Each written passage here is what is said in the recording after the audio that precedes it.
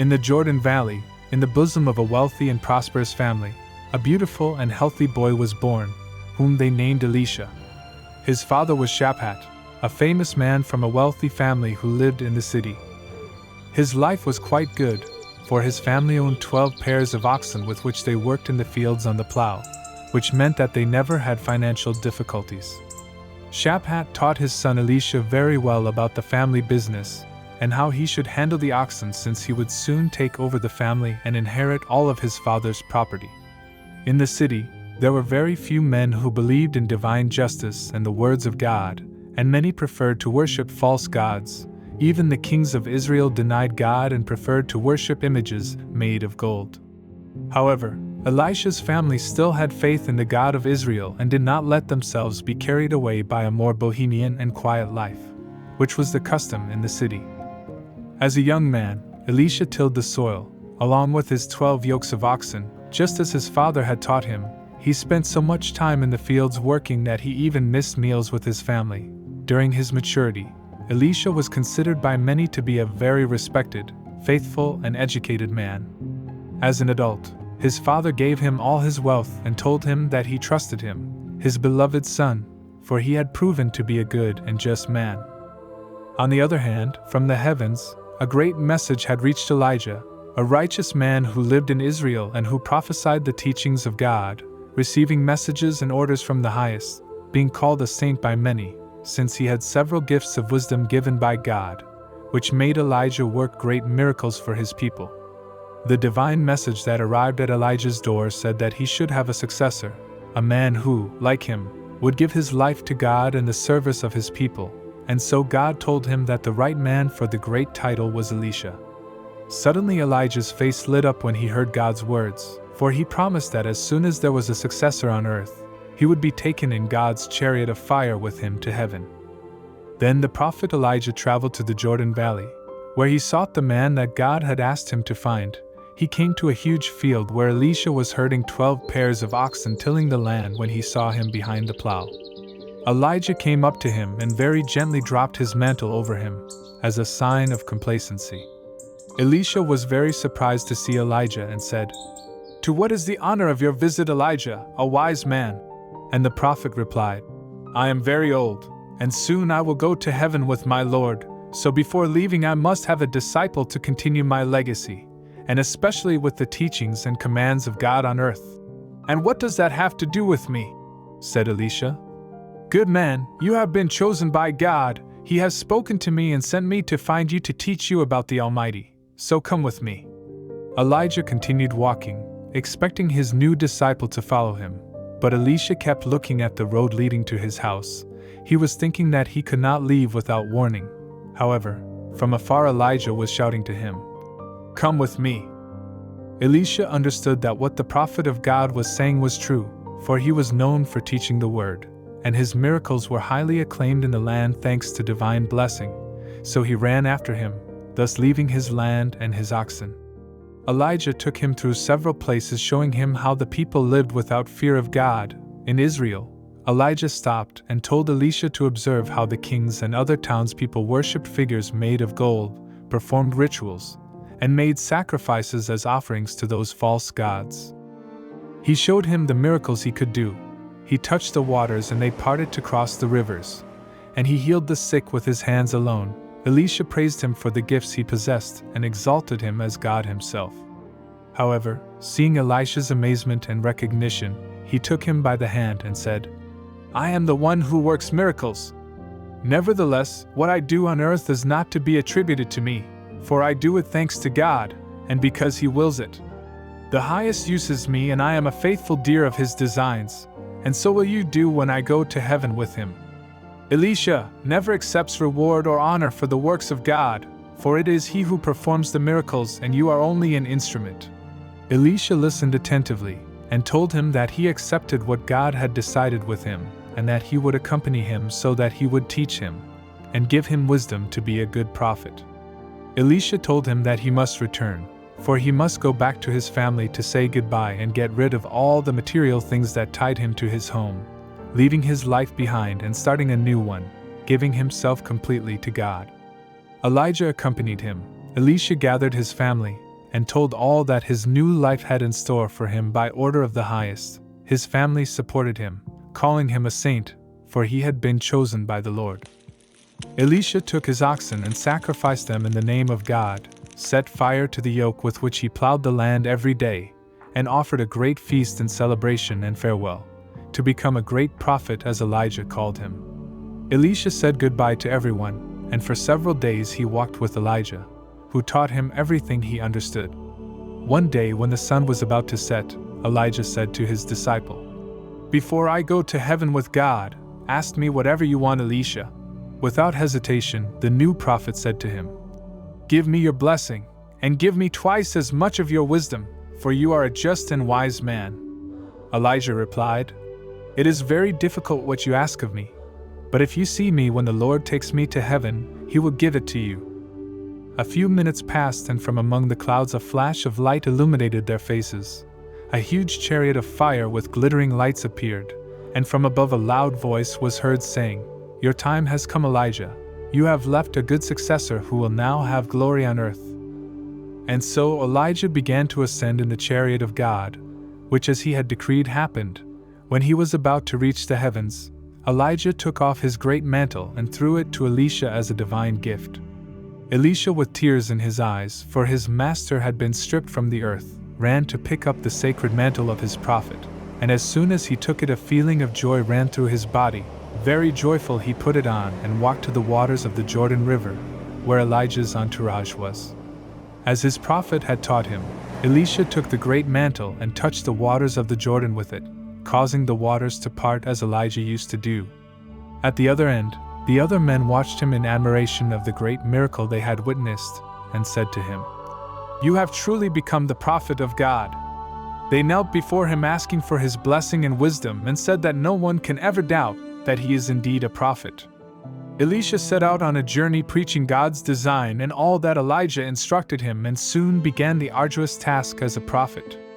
One day while on his way to Jericho, he came across a small house. He approached it and saw an elderly married couple at the door. They greeted him, and he decided to stop to reciprocate the greeting.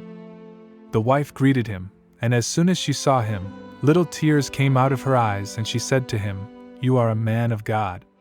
Elisha responded by saying, "Yes, I am, and now I am on my way to Jericho."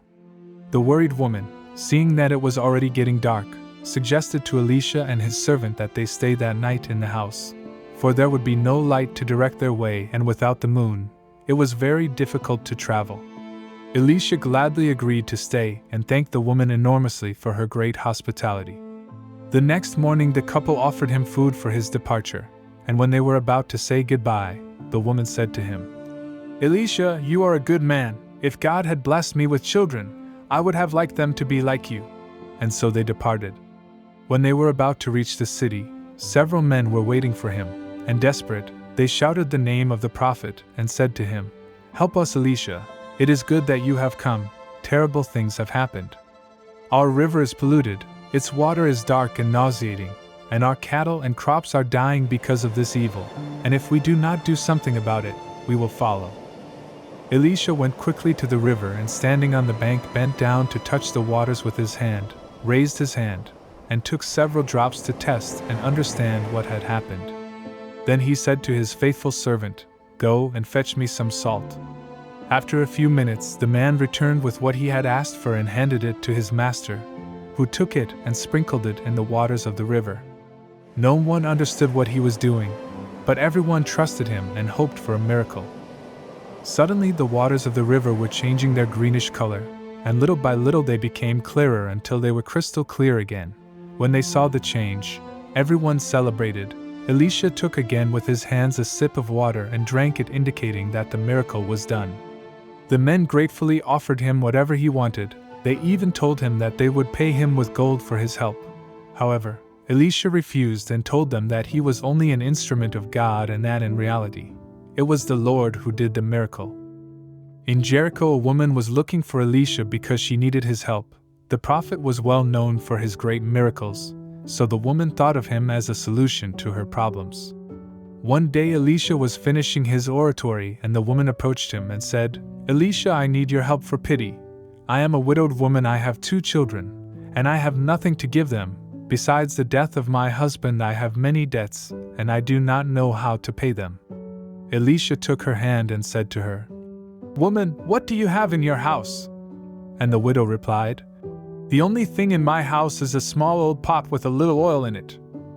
"Go home, ask your neighbors and friends to lend you pots, and take home as many as you can. Then take the oil you have and pour it into the other pots, and in the name of the Lord I will cause you to fill them all, so that you may sell the oil, pay your debts, and feed your children." The woman thanked the prophet, returned home, and did all that he had commanded her. Miraculously the oil multiplied and filled all the vessels, celebrated with her children, and called Elisha a saint. Elisha and his servant left Jericho, for several months had passed, and on his way home again he stopped at the house of the noble husbands who had received him some time ago. Both were glad to see him again, and showed him the room they had prepared for him and his disciple, and said to him, "This is the prophet's room, and whenever you pass this way you will have somewhere to stay." Elisha was moved to see the act of love and faith that the elders had with him, and said, "What can we do for you? Ask me what you want that I will grant you as long as the Lord allows me." They both responded by saying that they wished for nothing, for in their lives nothing has been lacking. However, they both bowed their heads. Elisha remembered what the old woman had said on his first visit, so he said to them, "You will have a son." The old woman replied, "But how? That is not possible. We are too old." Several months later, the couple was jumping for joy, for they had conceived a son, just as Elisha's words had said. Sometime later a strong boy was born, whom they named Micaiah, and over the years he became the child that the people adored. One day, while Micaiah's father was doing his daily chores in the fields, his mother ordered him to take food to her husband, gave him a small basket to carry, and he happily walked to his father. Unfortunately, on the way, the poor child fainted and lay on the floor. His parents saw how he fell and quickly went to pick him up. They laid him on his bed in the hope that the child would react.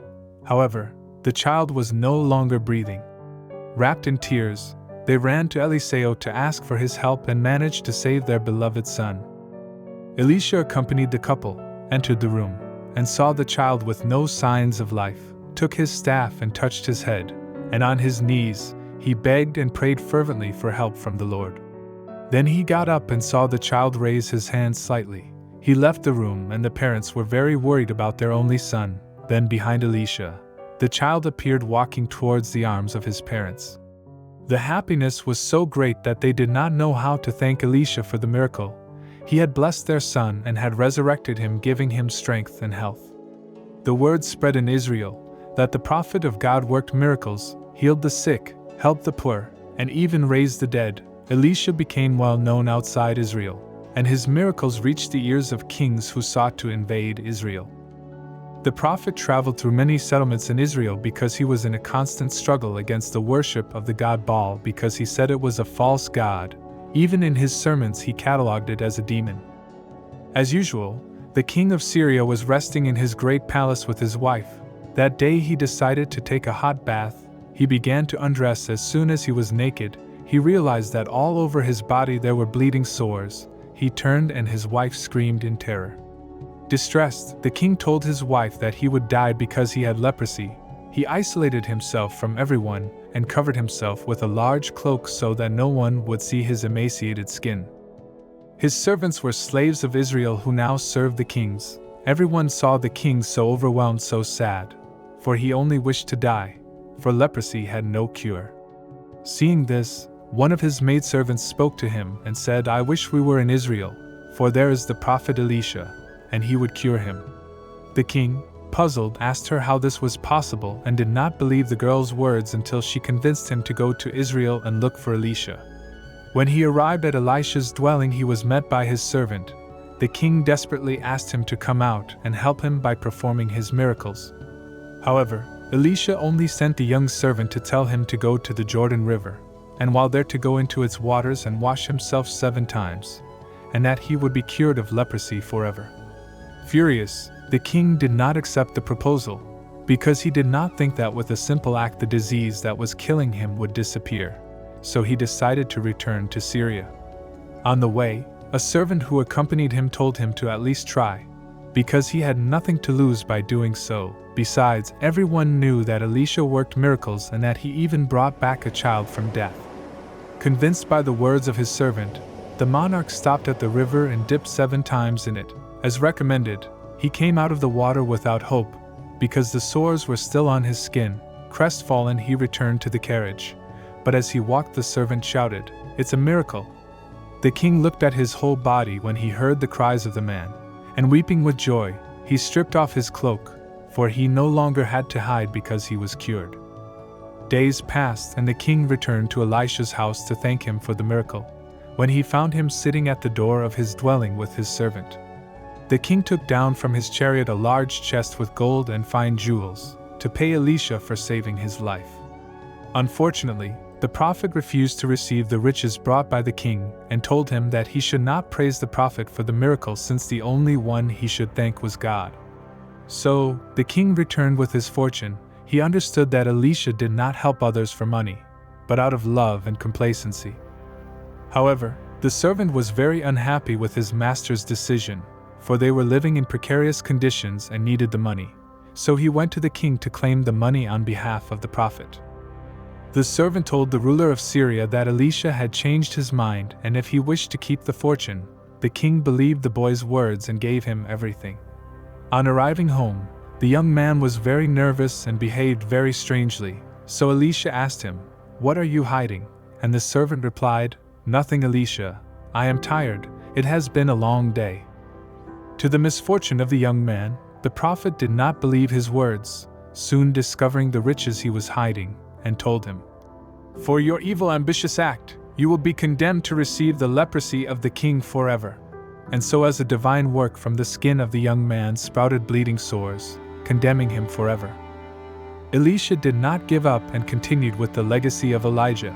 Even though his miracles were more compared to his master, he preached in every corner that allowed him, until his last days. A cruel, incurable disease ended his life, and not even he could be saved from the evil that afflicted him. Despite his illness, he continued teaching his disciples until he left the earth.